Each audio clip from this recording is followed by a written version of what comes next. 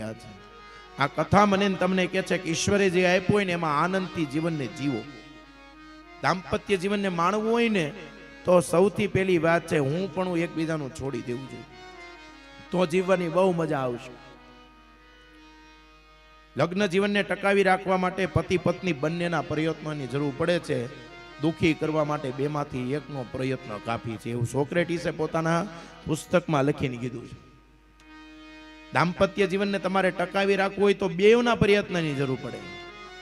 હાર બનાવવો હોય, હાર ફૂલનો બનાવો, પછી હામે હામી ગાંઠ મારવી પડે તો જ ફૂલડા અંદર એમને રે, નકર રે નહીં, નકર એક એક એક એક નીકળી જાય.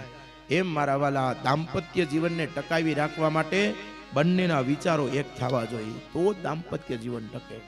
તુલસીદાસજી મહારાજ અરણ્ય કાંડની અંદર ભગવાનના દાંપત્ય જીવનને છે એ વખાણી રહ્યા છે. ત્યાર પછી છે